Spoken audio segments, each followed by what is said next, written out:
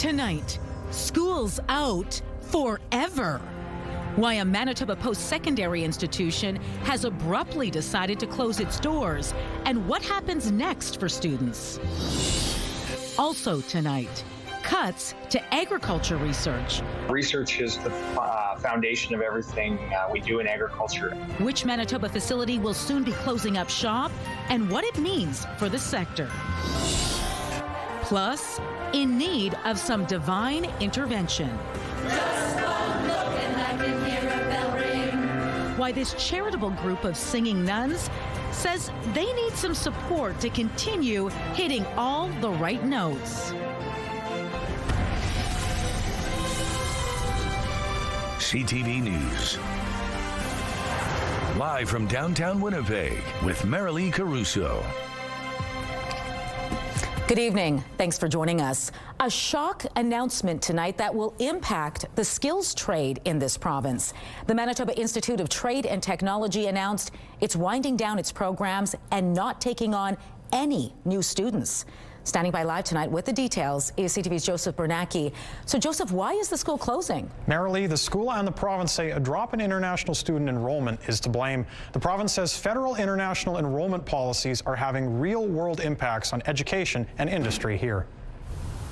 Right in the middle of the academic year, a surprise announcement. The province is winding down programs at the Manitoba Institute of Trades and Technology. It's all due to financial hardship from federal international student caps, which caused a drop in enrollment at the college of more than 55%. It's just not sustainable how it is. On Wednesday afternoon, Minister of Advanced Education and Training, Renee Cable, said MITT is facing severe financial shortfalls. She confirmed that a steep decline in international students at MITT due to federal limits is to blame. Since 2023-24, they've had a net reduction of 61% of their student population. And that's just not, there's no backfilling that. No one from MITT was available for comment today, and the school put up this sign: closed for the day, but reopening Thursday. In a statement released online, MITT and the province say selected programs will transfer to Red River College Polytech.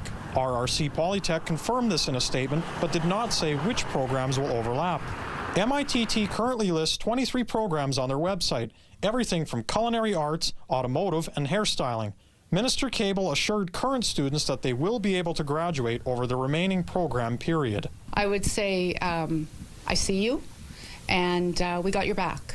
We're working together, bringing people together to come up with solutions that will ensure that folks get the training they need and that there's as little disruption as possible. According to MITT's 2024 annual report, there were 4,600 students enrolled that year. The province said 386 staff are currently working and may be impacted over the coming year. CTV News Winnipeg reached out to the federal government for comment. We have not yet heard back.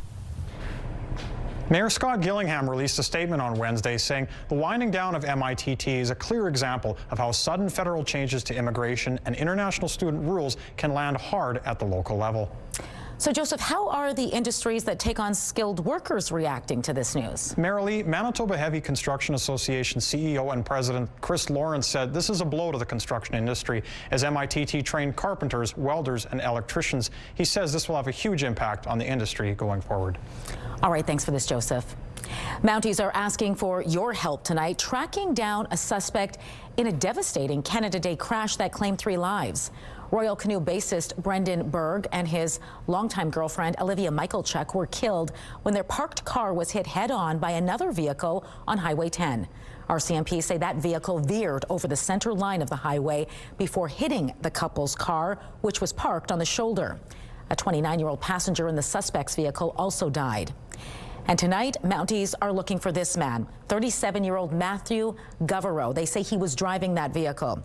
He's facing 18 charges, including impaired driving causing death, careless driving, along with weapons and drug charges. Police don't know his last address. However, they do believe it was in Birch River, but investigators say he is known to travel throughout the province, including to the city of Winnipeg. Anyone with information on his whereabouts is asked to call Swan River RCMP or Crime Stoppers. A fire in East Elmwood kept crews busy for several hours this morning. Check out this video that was sent to CTV News. It shows smoke and flames pouring from the Dufresne Furniture and Appliance store on Nairn Avenue. Crews can also be seen using aerial ladders to douse the flames. The city says the blaze broke out around 2:30 a.m. and it took crews about 6 hours to get it under control. City workers were on scene throughout the day today, removing ice and applying sand. No injuries were reported. As of mid-afternoon, people were still being asked to avoid the area. On edge, that is how some Manitoba farmers are feeling tonight after learning Agriculture and Agri-Food Canada is cutting jobs and closing facilities. It's part of the federal government's efforts to scale back the size of the public service. And with those details, CTV's John Hendricks joins us now live. John, what is the impact here in Manitoba? We don't know how many Manitobans are losing their jobs, Marilee. However, we have learned that AAFC's research farm in Portage-la Prairie will be shutting down. Research is the foundation of everything we do in agriculture. Agriculture is a science-based industry. We rely on research from both private research institutions, companies, but as well the government.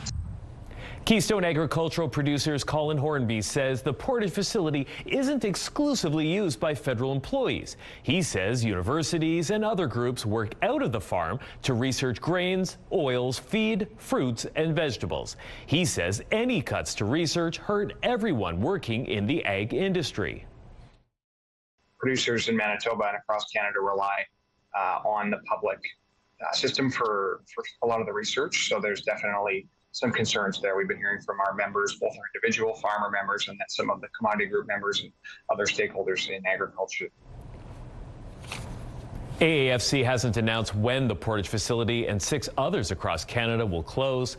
Hornby says they hope to get some answers during meetings in Ottawa next month. John, are there any other facilities in this province at risk as a result of this? It doesn't appear so, Marilee. There are research and development centers in Brandon and Morden. However, those were not mentioned in the announcement last week. All right, thanks for this, John. The Canadian Red Cross is offering financial assistance to small businesses impacted by last summer's wildfire season. The agency says it's open to small businesses which were located or operating in a community that was subject to an evacuation order for at least 3 days after May 7th.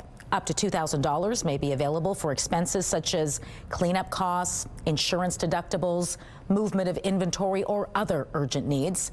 To be eligible, businesses must have resumed or intend to resume operations. Applications are being accepted until the end of April. You can head to redcross.ca to find out more. All right, let's bring in Colleen Brady now and get a first look at your Skywatch evening forecast. What are you tracking for us tonight? Not a whole lot. It's pretty quiet tonight as we head into the evening hours. There's a potential we could see fog develop across the south, so watch out for that. And there is a little bit of snow on the move tonight. I'll show you where it is now and where it's heading coming up. But let's take a look at the CTV Live Eye. It is brought to you by Bathfitter, exclusive home of the PermaFit solution. In Winnipeg right now, partly cloudy after a little bit of light snow passed through last hour. It is minus 20. It feels like minus 30 when you factor in those winds out of the west-northwest at 18 kilometers an hour. The pressure is rising, and the humidity right now, Marilee, is 76%. Thanks, Colleen. 2 women in their 20s are dead after a 2-vehicle crash in St. Andrews. It happened Tuesday around noon on Highway 8 near Whitewold Road. Mounties say a vehicle traveling south on Highway 8 hit a vehicle head-on going north. The driver of the northbound vehicle, a 26-year-old woman from the RM of Gimli, was pronounced dead at the scene. The other driver, a 20-year-old woman from Winnipeg Beach, died later in hospital. The cause of the crash is under investigation.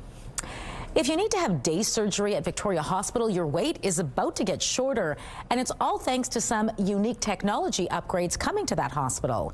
Check out this minimally invasive surgical suite at Victoria Hospital. It's getting a major upgrade. New state-of-the-art technology for laparoscopic surgery called ICG will be added to this room. It will allow surgeons at the hospital to do procedures more quickly and safely. And officials say it also promises better outcomes, including less pain, lower risk of complications, and faster recovery times. Currently, we're using equipment circa about 2015. And so we're upgrading, it's like upgrading your TV from sort of 720p up to 4K. And so it makes a big difference when we're operating and looking at the screens. The upgrades, which were paid for by Victoria Hospital Foundation, will be installed later this year. The foundation is now working to raise an additional $2 million so all of the remaining surgical suites at the hospital can be upgraded as well. The province is warning about a handful of potential measles exposures last week, including at locations frequented by children and families. Included is Sharptooth Adventures in Morden on January 23rd between 5 and 10 p.m. Once Upon a Child, Winnipeg East on Regent Avenue the same day between 4 and 7. Boundary Trails Health Center's emergency department 2 days earlier from 6 to 10 a.m. and Boundary Trails Ultrasound Department on January 19th between about 1:40 and 5 p.m. Anyone who was at those locations is asked to check their immunization record and monitor for symptoms for about 3 weeks. On the heels of the mayor's suspension, a councillor in the arm of Gimli has now resigned. A recap of the minutes from Monday's council meeting show council formally accepted the resignation of Councillor Andy Dam, submitted 2 days earlier. In a statement, Mayor Kevin Chudd says he doesn't know why Dam resigned and wouldn't speculate. He says council respects the decision and thanks him for his service. Dam could not be reached for comment. His resignation comes after Mayor Chudd was suspended for a week earlier this month. The RM has been tight-lipped about what led to the suspension, only saying it came months after a formal complaint about Chudd's conduct was received and several allegations were determined to be founded. Another Manitoba municipality has opted out of the capital planning region. The rural municipality of Springfield decided it wants no part of that group. The capital planning region is supposed to promote coordinated, sustainable economic and social development between the city of Winnipeg and surrounding municipalities. However, due to opposition, the NDP government brought in legislation allowing municipalities to opt out. The city of Selkirk and the RMs of West St. Paul and St. Andrews have also already voted to opt out. It was compulsory to be at that table. So I get a lot of criticism for people saying, why are we at that table? Well, we were compelled to be at that table. It was compulsory for us to be at that table. Springfield Mayor Patrick Theron was the lone council member who voted against leaving the capital planning region. He believes it would have made it easier to receive funding for projects. A large housing development in Charleswood is moving forward after appeals to stop it were denied. The appeal committee voted against opposition to the continuance and variance for 4820 Roblin Boulevard. It means the decision made earlier by the Assiniboine committee stands. The plan includes a 6-story, 132-unit, 55-plus building owned by the neighboring Charleswood United Church. In discussion, the committee said the developers largely addressed concerns raised by residents, including flooding, privacy, and increased traffic. A group of singing nuns is hoping for some divine intervention tonight. For more than 30 years, the Sisters of the Holy Rock have been spreading their faithful frequencies throughout Manitoba, all while helping raise money for local organizations. But as CTV's Danton Unger reports, the choir is now at the risk of singing its swan song. This group of nuns really knows how to rock out. They're known as the Sisters of the Holy Rock, a group of singing nuns that have raised nearly $4 million for charities in their 3 decades of performances. None of us are nuns. Some of us are Catholic, but none of us are nuns. While they may not be real nuns, what unites this group is their love for music. When you see the group performing, you can just see the joy on everyone's face and the wonderful time we have together. It started 33 years ago with a church choir director, affectionately known as the Reverend Mother Carol Whoopi Stone. Inspired by Whoopi Goldberg's movie Sister Act, Stone got her own group together, donning the traditional black and white habits, and took the stage. They were a holy hit. Mamma mia, here I go again. Ever since, these fun-loving righteous rockers have been delighting audiences with everything from the Beatles to the Beach Boys, complete with choreography. It must come to an end. But now the sisters face an uncertain future. 3 years ago, Stone passed away, and now the choir is looking for a new Reverend Mother to carry on her legacy. Our director and founder, Carol Stone, was a very spiritual person, and I feel like God is still leading this group through Carol, and if it's meant to be, the right person will come to us. But without someone stepping forward soon, the group fears it may be curtains for their so-called Sisters Act. We'll at best have to take a hiatus and at worst disband. So for now, these nuns are left hoping and praying someone will take up this hallowed calling, allowing this music to continue for years to come. Danton Unger, CTV News, Winnipeg. Coming up, Canada's premiers are in Ottawa for 2 days of meetings. We don't always agree on everything, but I think we've got a really solid base to start on. We'll tell you what's at the top of the agenda. Plus, Trump ratchets up the pressure on Iran as protests in the country continue. All that and more when we return.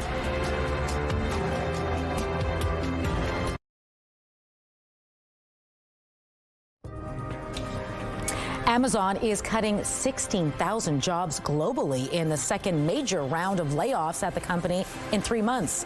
The cuts are part of a broader goal to trim about 30,000 corporate roles. The layoffs are expected to affect workers in Amazon Web Services, retail, Prime Video, and human resources. Amazon slashed 14,000 jobs in October. At the time, CEO Andy Jassy stressed the need for the company to eliminate excessive bureaucracy by trimming operational levels and the number of managers. Turning to the markets now, crude oil added 82 cents. The loonie climbed a bit higher. Gold futures jumped $219. The TSX rose 79 points, while the Dow Jones and NASDAQ both made some small gains. In its first decision of the year, the Bank of Canada today held its key interest rate steady. But as CTV's Scott Hurst explains, future projections are murky, with a lot riding on decisions coming from the White House. Uncertainty over U.S. trade policy and a renewed threat of tariffs continue to loom large over decisions by Canada's central bank. Firstly, the bank is keeping its benchmark interest rate steady at 2.25%. This was widely anticipated by economists, with the central bank saying economic output has remained largely in line with its recent projections despite U.S. tariffs. There wasn't really a compelling reason either way, especially when you take into account that inflation, it seems kind of anchored in the Bank of Canada's target range right now. But really, it is our relationship with the U.S. that continues to fuel a whole lot of uncertainty. According to the Bank of Canada, the economy is adjusting to the trade shock from our southern neighbors so far, and it is expecting the economy to grow modestly in the near term. However, U.S. trade restrictions, tariffs, and questions about the outcome of the upcoming review of the North American Free Trade Pact, known as CUSMA, continue to disrupt growth north of the border and create havoc in trying to predict the future impact on Canadians. Uncertainty around our forecast is heightened. The range of possible outcomes is wider than usual. U.S. trade policy remains unpredictable, and geopolitical risks are elevated. According to a new survey out today from the Angus Reid Institute, Canadians as a whole, too, appear on edge with what's coming out of the White House. Anxiety about the Canada-U.S. relationship has 4 in 5 respondents worried about the year ahead. So amidst all the trade uncertainty and a hazy outlook for the Canadian economy, many eyes are now turned to the Bank of Canada's next interest rate announcement coming in mid-March. Scott Hurst, CTV News, Toronto. High-stakes CUSMA negotiations with the Trump administration are coming up. And with that in mind, Canada's premiers are huddling in the nation's capital for 2 days of talks. CTV's Annie Bergeron-Oliver takes us through the agenda, priorities, and Team Canada approach. It's going to be an exciting couple days. The gathering of Canada's 13 premiers, a sign of solidarity, as trade tensions thrust Canada-U.S. relations into a new, more unpredictable chapter. We talk about Canada true north, strong and free. Let us not allow other people to dictate to us how we govern. We know President Trump's rules. There are no rules with him.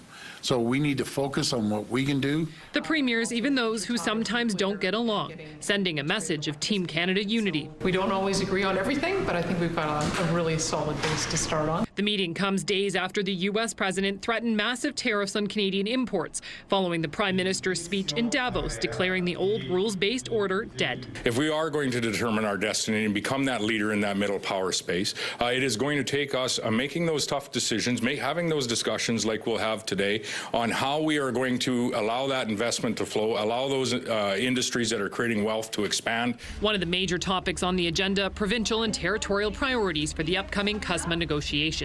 In any negotiation, there's on both sides, there's some people that are kind of out front with more bluster.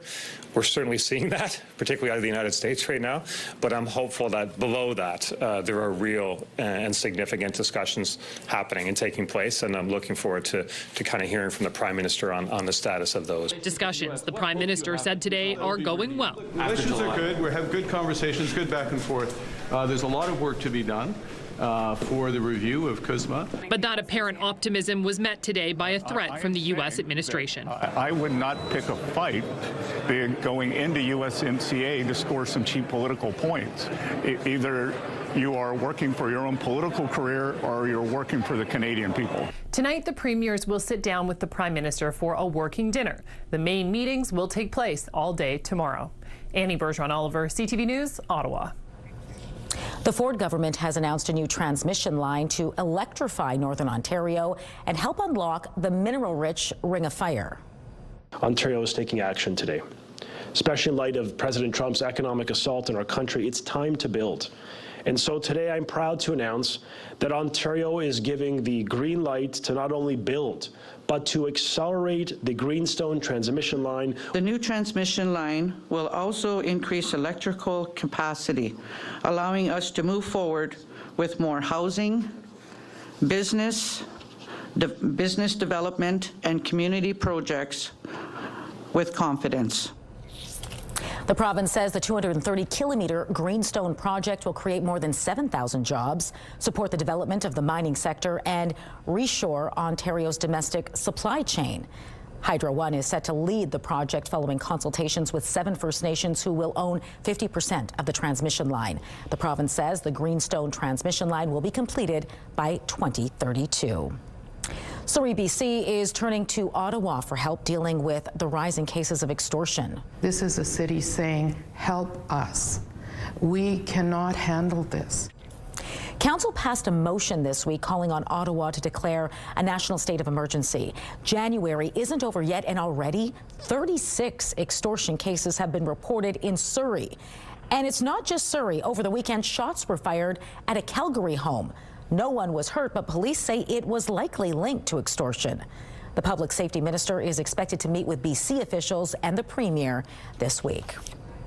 The Trump administration is trying to push Iran to negotiate a nuclear deal, and it's doing it by threatening a military buildup in the region. It's also monitoring Venezuela's interim president, who may have had enough of Washington's orders. Christiane Cordero explains. Today, U.S. forces are conducting military training operations in the Middle East after President Trump's warning to Iran. There's another beautiful armada floating beautifully toward Iran right now. So we'll see. I hope they make a deal. The USS Abe Lincoln arrived to the region this week amid ongoing protests in Iran that have killed at least 6,200 people. And as the Trump administration pressures Iran to negotiate a deal that prevents them from having nuclear weapons. The U.S. attacked Iran's nuclear program last year. Trump today posting on social media, quote, "The next attack will be far worse." Iranian officials have reached out to fellow Middle Eastern countries as it tries to bolster support. International leaders are calling for a de-escalation. The Secretary General calls for maximum restraints and encourages all actors to refrain from any actions that will further increase tension or ignite conflict in the escalation in the wider region. Tension is also building today in Venezuela following the U.S. capture and removal of Nicolas Maduro. Interim President Delcy Rodriguez says she has had, quote, enough of Washington's orders. She then walked back some of those comments last night. Secretary of State Marco Rubio responding today as he testified to a group of senators. We are dealing with people over there that have spent most of their lives living in a gangster paradise. paradise. So it's not going to be like from one day to the next, we're going to have this thing turn around overnight. But I think we're making good and decent progress. It is the best plan, and we are certainly better off today in Venezuela than we were 4 weeks ago. Rubio today said he ultimately believes Rodriguez's objectives align with those of the U.S., while vowing to closely monitor the interim government. Christiane Cordero, ABC News, Washington. Israel held a funeral today for the last hostage who was held in Gaza.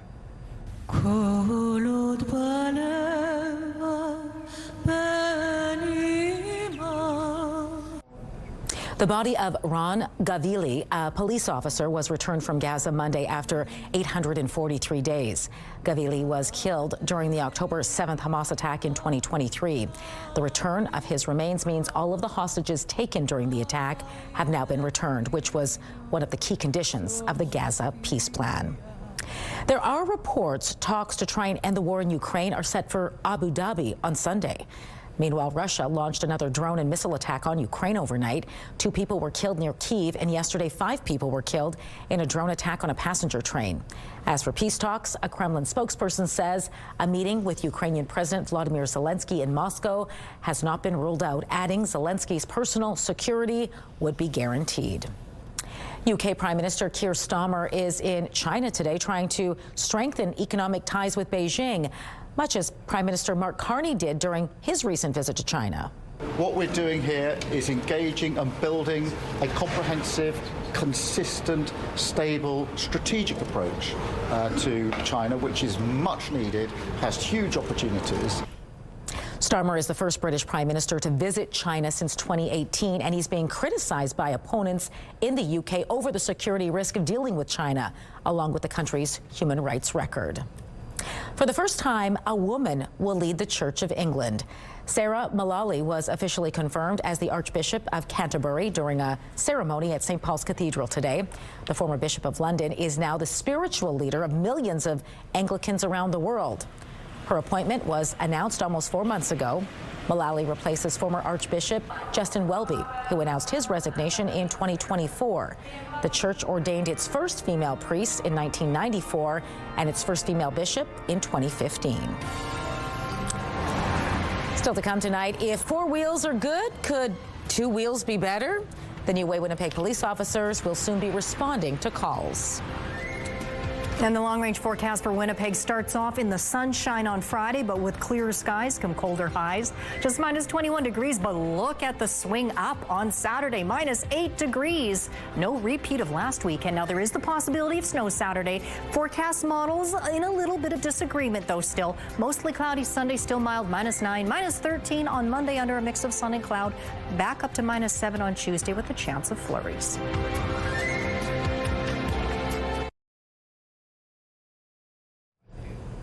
All 3 Manitoba teams have punched their ticket to the playoffs at the Scotties Tournament of Hearts. Gimli's Carrie Anerson, representing Team Canada, locked things down with a 13-2 win over the Northwest Territories this afternoon. The 4-time national women's curling champion improved to 6-1. Her only defeat came at the hands of fellow Manitoban Caitlin Laws. Laws secured her spot yesterday and sits at the top of Pool A with a flawless 6-0 record. She's facing off this hour against the team from Northwest Territories. Also undefeated so far is Beth Peterson's rink. It's holding on to the top spot in Pool B following an 8-4 win over Alberta this afternoon. Playoffs start Friday. The winning team will represent Canada at the World Women's Curling Championships in Calgary in March.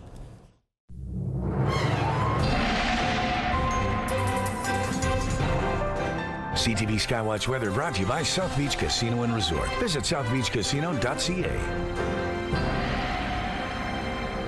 Colleen Brady back now with your complete Skywatch forecast, and temperature is improving little by little each day. Yeah, but you see that jump once we get from Friday into Saturday up into minus single digit, folks. It is exciting after the bitterly cold weekend that we went through last weekend. Tonight, well, put it this way. First, we got to minus 19 for highs. So, yeah, that's a little below normal for this time of year for Winnipeg. We should be hitting highs closer to minus 12. We head into tonight. You can see a little bit of cloud picking up here and there. Winds generally across the province coming out of the west or the west-northwest. Next door in northwestern Ontario, a little bit of light snow has just started to move into Kenora, but it's so light, it's not even picking up on the radar. But similarly, pretty light winds generally coming from the west. Speaking of Kenora, with that snow falling, it's -19 there. Here in Winnipeg, it's -20, a little colder out west around Brandon, -23. But similarly, the northern half of the province, same temperatures in the low -20s for the most part. Thompson, Island Lake, -18 degrees. When you factor in those light northwest winds, here's a look at what it feels like when you factor in the wind chill. It feels in the low -30s here in the south. Similar wind chill values, even not as strong really across much of the north, although up in Lynn Lake it feels like -33 there. So here's where the action is. Not much really. It's a little bit of light snow now starting to cross the border into northwestern Ontario. It's still falling in Island Lake. It's stopped though in Gillam. Still a little bit of light snow hanging on in Churchill. But on the Manitoba side of the border, it will end this evening as it moves further off into northwestern Ontario. But again, not substantial amounts. It's light, it's intermittent. Winds are light as well. Meanwhile, as early as this evening, but potentially through the overnight hours and into the commute tomorrow, there is the possibility of fog patches all across southern Manitoba, including here in Winnipeg. So just be aware that it's a possibility that you may be dealing with some reduced visibility for your drive tomorrow morning. Meanwhile, a lot of sunshine beyond that across much of the province, a mix of sun and cloud, including east into northwestern Ontario. Thursday night, fairly clear, but we've got this next round of snow that will make its way into northwestern Manitoba pretty early Friday morning around 6 a.m. there, and then it spreads across the northwest and areas more central around to Dooley Lake. At this point, it doesn't look like it's a substantial snowfall. Meanwhile, down here in the south, much clearer conditions. Not so clear tonight potentially. I mentioned the possibility of fog patches in Winnipeg as well. Otherwise, partly cloudy. We drop down to -25. Winds at their strongest out of the west at 15 kilometers an hour, up 1 to -24 for the commute. Again, watch out for the possibility of fog. Northwest winds, they'll shift and they'll come more from the north in the afternoon, hoping for partial clearing, at least some sunshine, with another high right around -19 degrees. Again, that light snow has ended in Gillam. You drop to -30 there. That snow falling now in Churchill and in Island Lake comes to an end this evening. A few flurries tonight for Thompson, -18 there tomorrow. Gillam and Island Lake, bright and sunny. Cloudier across the northwest, Lynn Lake, Flin Flon, and the Paw, -24, -25 for most areas. Mix of sun and cloud around the region tomorrow. Highs -17, -18. Were it not for the possibility of fog across the southwest, skies relatively clear, and that's going to allow temperatures to drop down to -29, including in Brandon. Mix of sun and cloud there tomorrow. A high of -20. Winnipeg in the southeast, again, same thing. Surrounding regions around Winnipeg, including in the city, could see fog. -25. Flurries possible further to the east, and then tomorrow, mix of sun and cloud with highs in the upper -teens. Light snow tonight in northwestern Ontario, lows in the -20s, mid-20s, and then the possibility of flurries in the morning, then some sunshine, highs of -16 and -17 degrees.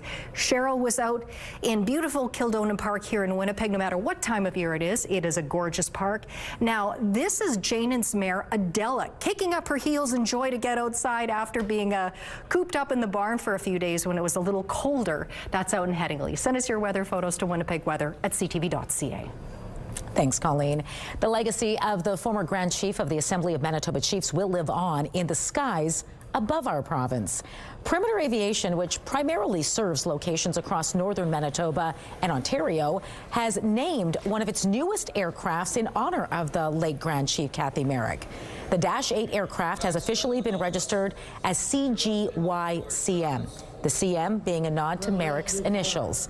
The side of the plane also bears her name, signature, and spirit name, Red Pipe Woman, in both English and Cree. First Nations leaders noted the tribute is fitting as the planes often carry people to and from medical appointments, and Grand Chief Merrick was a tireless advocate for health and safety for her people.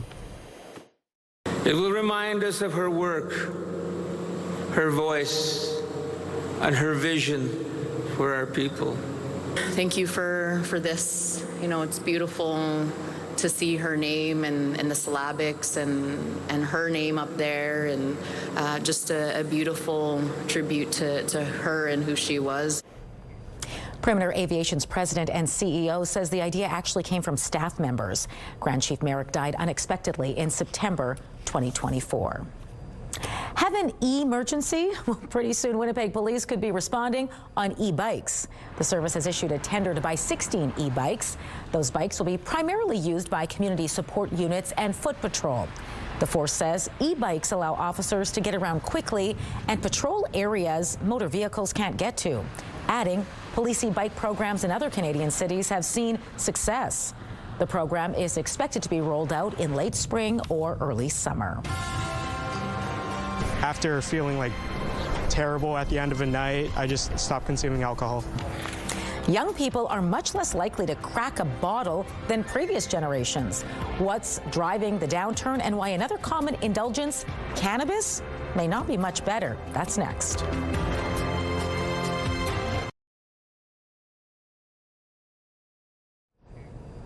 From happy hour to house parties, drinking was once seen as a rite of passage to adulthood. But these days, a lot of younger adults are taking a pass. In fact, decades of data shows Gen Z is consuming less than previous generations. CTV's Emma Convey looked into what may be driving the trend. It's not just dry January for some students in Halifax. Many have chosen to opt out of drinking altogether. I personally don't enjoy it anymore. I used to, but after feeling terrible at the end of a night, I just stopped consuming alcohol. Drank a bit last year and then decided this year I was going to try to stop drinking, just see how it affected my play because I'm on the volleyball team, and found I feel a lot better and it's a lot better financially too. A trend clinical psychologist Simon Sherry says he has noticed. For the last 2 decades, we've seen a consistent decline in our young adults in terms of their consumption of alcohol and binge drinking. A consistent and positive change to see, since Sherry says frequent alcohol consumption is corrosive to mental and physical health. Alcohol plays a leading role in a range of mental disorders, especially anxiety and depression. Certainly, there's nothing wrong with occasionally having a drink, but if you are a frequent drinker or someone who drinks a whole lot in a short period of time, it will be corrosive to your mental and your physical health. This generation is aware of what alcohol does to them.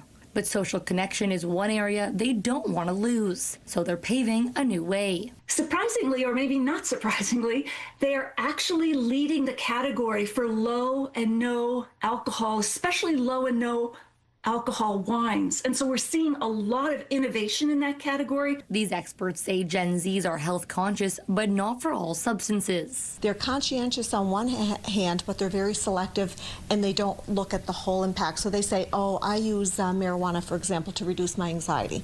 But what the studies actually show us is that prolonged marijuana use actually increases people's episodes of anxiety. Despite alcohol consumption being down among young people, alcohol use disorder is a very significant addiction that's still showing up daily. And while we know that studies are showing that some people are not drinking as much, we also realize that problem drinking is still something that's quite significant. While health is a big factor for cutting back, the cost is another. Reports show as living expenses like rent and groceries take up a larger portion of budget, alcohol has become a lower priority for many students.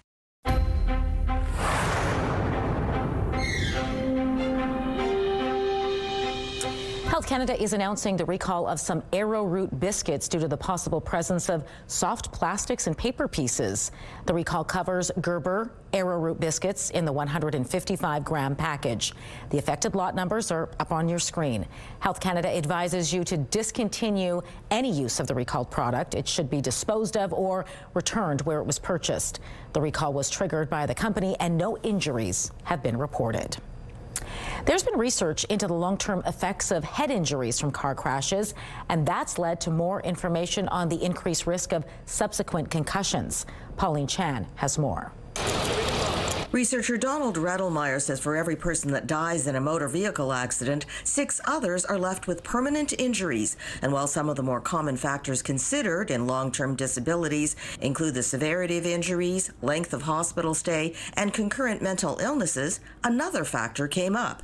The big surprising finding was that a past history of concussions was associated with a 15% further increase in the risk of long-term disability. And these might have been concussions that occurred years and years before the actual motor vehicle crash. Redelmeyer says the message goes beyond trying to avoid getting into a car crash. If you have had one or more past concussions, drive safely, especially late at night, which we found were associated with the highest risks of long-term disability, suggesting that once you've had a concussion, You know, you may not be exactly the same, even though you feel the same, you just don't have that same reserve capacity to recover from the next bad thing that comes along. Another study looking at the long-term impact of concussion is out of the University Health Network. Even just that repetitive head impact where people don't even realize that they're having a concussion could be setting you up for delayed neurodegeneration decades later. The finding is especially significant for parents and childhood sports instructors. Dr. Carmela Tartaglia cites sports like boxing, hockey, football, rugby, and soccer, especially for girls, who she says are especially vulnerable to concussions. The message from Tartaglia's study? Even one concussion can put you at risk of dementia. And so, of course, this idea that, you know, you have to protect your brain throughout all of your life. She hopes attitudes, especially in sports, which are most likely to be a child's first exposure to concussions, will continue to evolve. For example, setting age limits to begin heading the ball in soccer. Pauline Chan, CTV News. Medical Watch is brought to you by Manukin Koster Denture Clinic.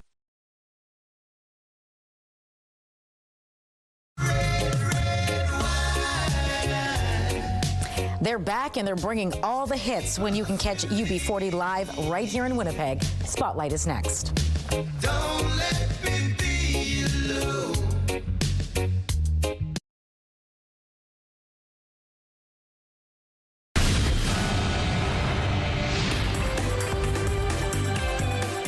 Spotlight, sponsored by the Casinos of Winnipeg, presenting the incredibly hip and the Stoneheads. The world premiere of a new work will open at Manitoba Theatre for Young People this weekend. Why do I have a tail? You have a tail because you're a worm, Tad. A worm? An aquatic worm. Tad and Birdie came out of a writing exercise for the theater's Sandbox Creators Unit. It features an unlikely friendship between a tree frog tadpole and a lovebird as they navigate change together. Tad and Birdie talks a lot about embracing change together and helping each other out in tough times and really, really leaning into friendship when it comes to challenges in your day-to-day. Tad and Birdie is recommended for kids aged 5 to 12. It opens January 30th and runs through February 7th. Following that, it will tour Manitoba schools. The next concert in the Winnipeg New Music Festival series is designed for guitars and electronics.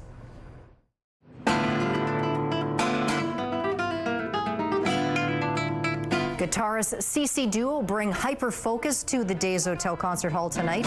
It's a blend of the traditional with innovation, with pieces ranging from the delicate and intimate to grandiose and bombastic, all tied together by electronic soundscapes. WNMF CC Duo Hyper-Focused is on tonight at the Des Hotel Concert Hall, but if you don't already have tickets, unfortunately, you are out of luck. This show is sold right out. British reggae pop band UB40 is heading out on tour with a stop here in Winnipeg in the fall.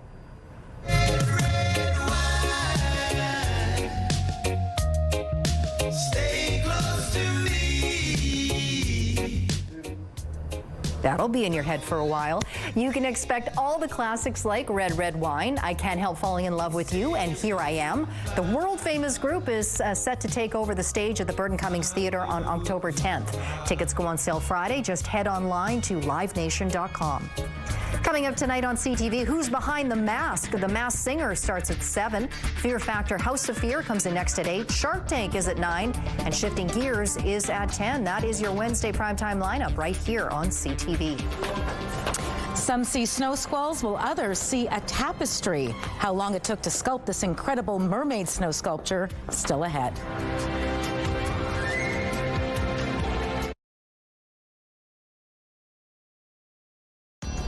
Women's clothing provided by RW & Company. Salon services provided by S&T Spa Salon.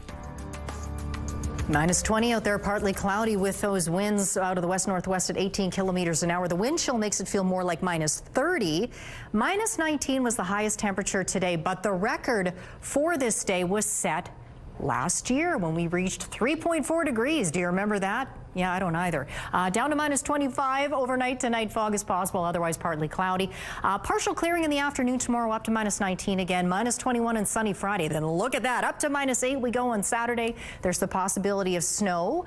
Otherwise, we could also see a mix of sun and cloud. A lot of disagreement amongst the models at this point. Minus 9 on Sunday, mostly cloudy. Minus 13 Monday, mix of sun and cloud. Up to minus 7 again by Tuesday. Thanks, Colleen. A snow carver in River Park South is back with another creation this winter, and this year he took some inspiration from under the sea. Bradley Gerbrandt sculpted this mermaid out of a giant block of snow. He says it took a few hours to make the mold and then another 12 to 15 hours to carve out his masterpiece. And while many of us were inside complaining about last week's deep freeze, Gerbrandt says it was the perfect conditions for carving, and that's what he was doing. He's been snow sculpting for 7 or 8 years now and says it's a great way to beat the winter blues. You can check out that mermaid snow sculpture for yourself in person on Elm Park Road. It really is pretty impressive. Yes. Well done. And good for him for making the most of the weather. That is true. Yes. It was cold. It was so cold. Not so cold but this I guess weekend. Good carving snow. So there you go. There's the upside to always something. There you go. That does it for us tonight. Have a good one. We'll see you back here tomorrow.